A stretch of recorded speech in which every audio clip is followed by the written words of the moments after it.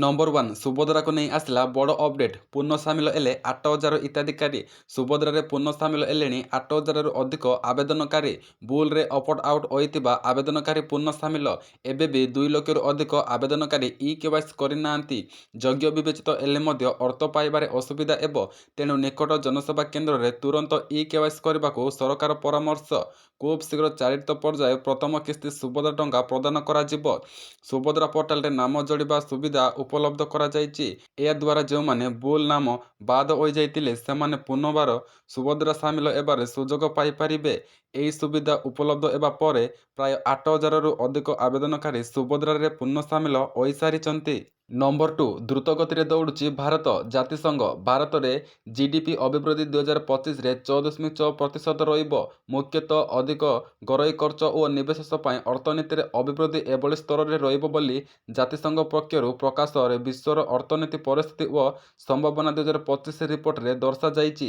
ଏଥିସହିତ ବିଶ୍ୱର ଦ୍ରୁତ ଅଭିବୃଦ୍ଧିଶୀଳ ଦେଶର ମାନ୍ୟତାକୁ ଭାରତ ବଜାୟ ରଖିଛି।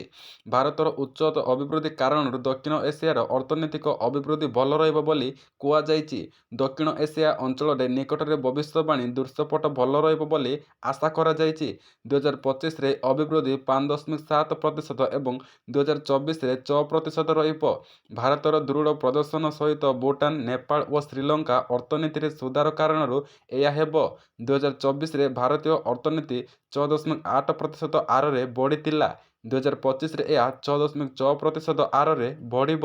ନମ୍ବର 3 ଚିଲିକାର ମେଧାବୀ ଝିଅ ସୌମ୍ୟାଶ୍ରୀଙ୍କ ବଡ଼ ସଫଳତା ଆମେରିକା ନାସାରେ ହେଲେ ବୈଜ୍ଞାନିକ ଖୋର୍ଦ୍ଧା ଜିଲ୍ଲା ଚିଲିକା ବ୍ଲକ ଅନ୍ତର୍ଗତ ଅରିକୁଣ୍ଡ ବରଳୀ ଗ୍ରାମର ଝିଅ ସୌମ୍ୟାଶ୍ରୀ ବରଳା ବଡ଼ ସଫଳତା ହାସଲ କରିଛନ୍ତି।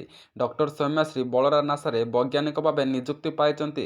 ସୌମ୍ୟାଶ୍ରୀଙ୍କ ପିତା ନିଶାକର ବରାଳ ଜଣେ ଅବସରପ୍ରାପ୍ତ ଶିକ୍ଷକ ଥିବା ବେଳେ ମାତା ସଂଯୁକ୍ତା ବରାଳ ଜଣେ ଗୃହିଣୀ ଅଟନ୍ତି। ସମସ୍ୟା ନାଚୁଣୀ ସରକାରୀ ଉଚ୍ଚ ବିଦ୍ୟାଳୟରୁ 10ମ ଏବଂ ପରେ ନିରାକପର ସ୍ଥିତିରେ କେବିଡି ଏବଂ ସରକାରୀ ମହାବିଦ୍ୟାଳୟରେ ଦ୍ୱାଦଶ ପାସ୍ କରିଥିଲେ। ସେ ପଦାର୍ଥ ବିଜ୍ଞାନରେ ବିଏସସି କରିଥିଲେ। ପରେ ଉତ୍କଳ ବିଶ୍ୱବିଦ୍ୟାଳୟରେ ଏମଏସସି ପାଠ୍ୟକ୍ରମ ଶେଷ କରିଥିଲେ। ବିଏସସି ପଢ଼ିବା ସମୟରେ ତାଙ୍କର ପଦାର୍ଥ ବିଜ୍ଞାନ ଏବଂ ଗବେଷଣା ପରି ରୁଚି ବଢ଼ିଥିଲା। ଏହି ରୁଚି ଭିତରେ ତାଙ୍କର ସ୍ୱପ୍ନ ଲୁଚି ରହିଥିବା ସେ ହୃଦୟବୋଧ କରିବା ପରେ ଆଗକୁ ବଢ଼ି ଚାଲିଲେ। ବାଣୀବିହାରରେ ଏମଏସସି ପରେ ସେ ଆଇଆଇଟି ପାଟଣାରେ କମ୍ପ୍ୟୁଟେସନାଲ ଆଟମି ଫିଜିକ୍ସରେ ପିଏଚଡି କରିଥିଲେ। ନମ୍ବର 4 ସାମ୍ବାଦିକ ପୁରା ପରିବାରକୁ ନିର୍ମମ ହତ୍ୟା ଛତିଶଗଡ଼ରେ ସାମ୍ବାଦିକ ମୁକେଶ ଚନ୍ଦ୍ରଙ୍କର ହତ୍ୟା ମାମଲା ଏପର୍ଯ୍ୟନ୍ତ ଶାନ୍ତ ହୋଇନଥିଲା। ଏବେ ଆଉ ଜଣେ ସାମ୍ବାଦିକଙ୍କ ସମ୍ପୂର୍ଣ୍ଣ ପରିବାରକୁ ହତ୍ୟା କରାଯାଇଛି।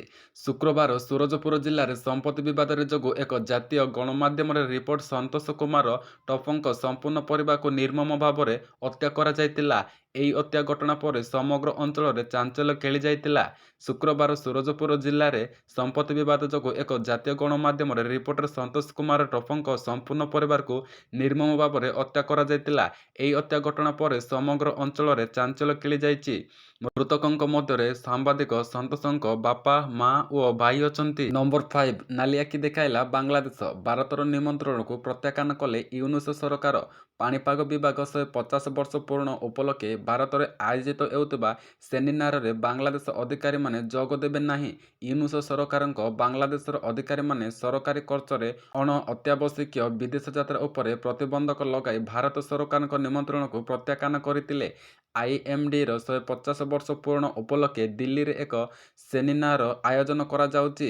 ଜାନୁଆରୀ 14 ତାରିଖରେ ଦିଲ୍ଲୀରେ ମଣ୍ଡପରେ ଅନୁଷ୍ଠିତ ହେବାକୁ ଥିବା ଏହି ସେମିନାରରେ ପାକିସ୍ତାନ ଏବଂ ବାଂଲାଦେଶ ସମେତ ଅବିଭକ୍ତ ଭାରତର ଅଂଶ ଥିବା ପଡ଼ୋଶୀ ଦେଶଗୁଡ଼ିକ ମଧ୍ୟରେ ନିମନ୍ତ୍ରଣ କରାଯାଇଛି। ପାକିସ୍ତାନ ମଧ୍ୟ ଏହାର ଅଂଶଗ୍ରହଣ ନିଶ୍ଚିତ କରିସାରିଛି। ନମ୍ବର 6 ଭାଇରାଲ ହେଉଛି ବିଶ୍ୱର ନୂଆ ମାନଚିତ୍ର ଯେଉଁଥିରେ ରହିଛି କେବଳ 15 ଦେଶ। ସାମାଜିକ ଗଣମାଧ୍ୟମରେ ଏବେ ବିଶ୍ୱର ଏକ ନୂଆ ମାନଚିତ୍ର ଭାଇରାଲ ହେବାରେ ଲାଗିଛି ଯେଉଁଥିରେ କେବଳ 15ଟି ଦେଶକୁ ସ୍ଥାନାନ୍ତରିତ କରାଯାଇଛି। କିନ୍ତୁ ଏହାର ବିଶ୍ୱର ଅଧା ମାନଚିତ୍ର ନୁହେଁ। ଏହି ନୂଆ ମାନଚିତ୍ର କାନାଡା ଏବଂ ମେକ୍ସିକୋକୁ ଆମେରିକାର ଅଂଶ ଭାବେ ସାମିଲ କରାଯାଇଛି। ରୁଷ ପୁନର୍ବାର ୟୁଏସଏରେ ପରିବର୍ତ୍ତନ ହୋଇଛି। ପାକିସ୍ତାନ ଏବଂ ଆଫଗାନିସ୍ତାନରେ ଚିହ୍ନବର୍ଣ୍ଣ ନାହିଁ। ଉଭୟ ଦେଶ ଭାରତ ସହିତ ମିଶି ଅଖଣ୍ଡ ଭାରତ ହୋଇଛି। ତେବେ ବର୍ତ୍ତମାନ ସମୟରେ ଏଭଳି କିଛି ହୋଇନାହିଁ। ପ୍ରକୃତରେ ଏହି ମାନଚିତ୍ର ଦୁଇଟି ବିଶ୍ୱର ପୂର୍ବରୁ 82 ବର୍ଷ ପୁରୁଣା ମାନଚିତ୍ର। ଏହାକୁ ନେଇ ଅନେକ ପ୍ରଶ୍ନ ଉଠିଛି ମଧ୍ୟ। ଆସନ୍ତା 20 ତାରିଖରେ ଡୋନାଲ୍ଡ ଟ୍ରମ୍ପ ଆମେରିକାର ରାଷ୍ଟ୍ରପତି ଭାବେ ଦାୟିତ୍ୱ ଗ୍ରହଣ କରିବେ। ଏହା ପୂର୍ବରୁ ଟ୍ରମ୍ପ ନିଜର ବିସ୍ତାରବାଦୀ ଚିନ୍ତାଧାରାକୁ ନେଇ ଚର୍ଚ୍ଚାରେ ରହିଛନ୍ତି। ନମ୍ବର 7 ଆପଣଙ୍କ ଗୋଟେ ଭୁଲ ଆଣିଦେବ ସଙ୍କଟ, ବୋମାବଳି ଫାଟିବ। ପ୍ରତିଟି ରୋଷେଇ ଘରର ଆନଭାନ୍ସାନ କହିଲେ ପ୍ରେସର କୁକର। ଖାଦ୍ୟକୁ ମାତ୍ର 2ରୁ 3ଟି ସିଟିରେ ପ୍ରସ୍ତୁତ କରିବା ସହ ଗ୍ୟାସ୍ ବଞ୍ଚାଇବାରେ ତୁରନ୍ଦର କୁକର ପ୍ରାୟ ସମସ୍ତେ ବ୍ୟବହାର କରନ୍ତି। କିନ୍ତୁ ପ୍ରେସର କୁକର ବ୍ୟବହାର ବେଳେ ଊଣା ଅଧିକ ଅସାବଧାନତା ହେଲେ ଜୀବନ ଚାଲିଯିବାର ସମ୍ଭାବନା ଅଛି। ଏମିତିକି ଅନେକ ଖବର ଆପଣଙ୍କ ନଜରକୁ ଆସିଥିବ ଯେଉଁଥିରେ ପ୍ରେସର କୁକର ଫାଟିବା ଯୋଗୁଁ କାହାର ଜୀବନ ଚାଲିଯାଇଥିବ। ତେଣୁ କୁକର ବ୍ୟବହାର କଲାବେଳେ ସାବଧାନତା ପ୍ରତି ଧ୍ୟାନ ଦିଅନ୍ତୁ।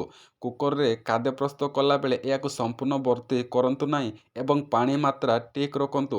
ତେବେ କୁକର ବ୍ୟବହାର ବେଳେ ସାମାନ୍ୟ ସେଫ୍ଟିରୁ ଦୃଷ୍ଟିରେ ରଖି ଖାଦ୍ୟ ପ୍ରସ୍ତୁତ କରନ୍ତୁ। ଫାଟିବାର ଭୟ ରହିବ ନାହିଁ। ନମ୍ବର 8 5 ବର୍ଷ ଭିତରେ 64 ଜଣଙ୍କ ଦ୍ୱାରା ଯୌନ ନିର୍ଯାତନାର ଶିକାର। କେରଳର ଜଣେ ଦଳିତ ଝିଅ ଦାବି କରିଛନ୍ତି ଯେ ଗତ 5 ବର୍ଷ ମଧ୍ୟରେ ତାଙ୍କୁ 64 ଜଣ ଲୋକ ଦୁଷ୍କର୍ମ କରିଛନ୍ତି। ତାଙ୍କର ଏପରି ଅଭିଯୋଗ ପରେ ଏବେ ଏକ ମାମଲା ରୁଜୁ ହୋଇ ତଦନ୍ତ ଆରମ୍ଭ ହୋଇଛି।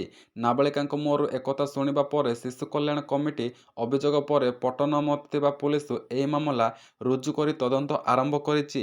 ଏହି ଘଟଣା ସେତେବେଳେ ଲୋକମାନଙ୍କୁ ଆସିଥିଲା ସେତେବେଳେ ମହିଳା ସମୀକ୍ଷା ନାମକ ଏକ ସ୍ୱେଚ୍ଛାସେବୀ ସଂଗଠନ ଜଣେ ସଦସ୍ୟ ନାବାଳିକାଙ୍କ ଘରକୁ ଗଲେ। ସଦସ୍ୟ ଜଣ ପୀଡ଼ିତାଙ୍କ ଘରେ ପହଞ୍ଚିବା ପରେ ସେ 5 ବର୍ଷ ଧରି ଅନୁଭବ କରିଥିବା ଉଭୟଙ୍କ ଘର କଥା ବର୍ଣ୍ଣନା କରିଥିଲେ। ତାପରେ ଏନ୍ଜିଓ ପଟ୍ଟନରେ ଥିବା ଜିଲ୍ଲାର ଶିଶୁ କଲ୍ୟାଣ କମିଟିକୁ ଏନେଇ ଏକ ରିପୋର୍ଟ କରିଥିଲେ। ଏକ ସିଡବ୍ଲ୍ୟୁସିର ହସ୍ତକ୍ଷେପ ପରେ ପୀଡ଼ିତା ଅଭିଯୋଗ ଆଣିଛନ୍ତି ଯେ ତାଙ୍କ ପଡ଼ୋଶୀ ତାଙ୍କ ସହିତ ମାତ୍ର 13 ବର୍ଷ ବୟସରେ ନିର୍ଯାତନା ଆରମ୍ଭ କରିଥିଲେ। ନମ୍ବର 9 ଏଆଇର କମାଲ, ଶୋଇଥିବା ଅବସ୍ଥାରେ ଅଜାରା ଚାକିରି ଆବେଦନ। କୃତ୍ରିମ ବୁଦ୍ଧିମତ୍ତାର ଆଗମନ ପରଠାରୁ ଇଣ୍ଟରନେଟ୍ ବ୍ୟବହାର କରୁଥିବା ପ୍ରାୟ ସମସ୍ତେ କୌଣସି ନା କୌଣସି ଉପାୟରେ ବିଶେଷ ବସ୍ତୁ ସୃଷ୍ଟି କରି ଲେଖାରେ ଏହାର ଦକ୍ଷତା ଦେଖାଉଛନ୍ତି। ଏଆଇର ଉପକରଣ ଲୋକମାନଙ୍କୁ ଚାକିରି ଆବେଦନରେ ବି ସାହାଯ୍ୟ କରିଥାଏ। ତେବେ ଏଆଇର ବ୍ୟବହାରକୁ ପରବର୍ତ୍ତୀ ସ୍ତରକୁ ନେଇ ଜଣେ ବ୍ୟକ୍ତି ଶୋଇଥିବା ସମୟରେ ଅଜାରା ଚାକିରି ପାଇଁ ଆବେଦନ କରିପାରିଛନ୍ତି। ଏଥିରୁ ତାଙ୍କୁ ଅବିଶ୍ୱସନୀୟ ଫଳାଫଳ ବି ମିଳିଥିଲା। ରେଡିଟ୍ରେ ବ୍ୟକ୍ତି ଜଣକ ନିଜର ଅନୁଭବ ବର୍ଣ୍ଣନା କରି କହିଛନ୍ତି ଯେ ଘରେ ତିଆରି ଆର୍ଟିଫିସିଆଲ ଇଣ୍ଟେଲିଜେନ୍ସ ବଟ୍ ବ୍ୟବହାର କରିବା ଦ୍ୱାରା ତାଙ୍କ ଚାକିରି ଖୋଜିବାରେ ବହୁତ ସହାୟକ ହୋଇଥିଲା। ଆକର୍ଷଣୀୟ କଥା ହେଉଛି ଏଆଇଟି ବଟ୍ ତାଙ୍କୁ ବିଛଣାରେ ଆରାମରେ ଶୋଇଥିବା ସମୟରେ ବି କଠିନ କାର୍ଯ୍ୟ ସହଜରେ ସମ୍ପୂର୍ଣ୍ଣ କରିବାରେ ସାହାଯ୍ୟ କରିଥିଲା। ନମ୍ବର 10 ବାଇକ୍ରେ ଆସିଲେ ସୁନା ଚେନ୍ ଝାମ୍ପି ନେଲେ। ବାଇକ୍ରେ ଆସିଲେ ଆଖି ପିଛୁଳାକେ ସ୍ପଷ୍ଟ ଦିବାଲୋକର ତାନା। ନମ୍ବର 10 ବାଇକ୍ରେ ଆସିଲେ ସୁନା ଚେନ୍ ଝାମ୍ପି ନେଲେ। ବାଇକ୍ରେ ଆସିଲେ ଆଖି ପିଛୁଳାକେ ସ୍ପଷ୍ଟ ଦିବାଲୋକର ତାନା। ସମ୍ମୁଖରେ ମହିଳାଙ୍କ ବେକରୁ ସୁନା ଚେନ୍ ଝାମ୍ପି ନେଲେ। ଦେଖୁ ଦେଖୁ ଦୁଇ ଲୁଟେରା ଫେରାର ହୋଇ ଯାଇଥିବା ବେଳେ ପୁଲିସ ଏବେ ସେମାନଙ୍କୁ ଧରିବାକୁ ଚଢ଼ାଉ ଜୋରଦାର କରିଛି। ଏପରି ଏକ ଘଟଣା ଆଜି ସକାଳେ ମୟୂରଭଞ୍ଜ ଜିଲ୍ଲା ବାରିପଦା ସହରରେ ଘଟିଛି। ଲୁଟର ଶିକାର ହୋଇଥିବା ମହିଳା ଜଣକ ହେଲେ ପୁନମ ଖଣ୍ଡେଲୱାଲ। ପୁନମ ଆଜି ସକାଳେ ନିଜ ପରିବାର ସଦସ୍ୟଙ୍କ ସହ ମନ୍ଦିର ଯାଇଥିଲେ। ସେଠାରୁ ଫେରିବା ବେଳେ ହଠାତ୍ ପଛରୁ ଏକ ବାଇକ୍ରେ ଦୁଇ ଯୁବକ ଆସିଲେ। ସେମାନଙ୍କ ମଧ୍ୟରୁ ଜଣେ ପୁନମଙ୍କ ବେକରୁ ସୁନା ଚେନ୍ ଛିଣ୍ଡାଇ ନେଲେ। ଏହା ଦେଖି ପୁନମ ଚିତ୍କାର କରିବା ସହ ସେମାନଙ୍କୁ ପିଛା କରିଥିଲେ। ମାତ୍ର ସେମାନେ ଆଖି ପିଛୁଳାକେ ଫେରାର ହୋଇଯାଇଥିଲେ। ପୁନମ ଏକ ସଂକ୍ରାନ୍ତରେ ବାରିପଦା ଟାଉନ ଥାନାରେ ଲିଖିତ ଅଭିଯୋଗ କରିଛନ୍ତି।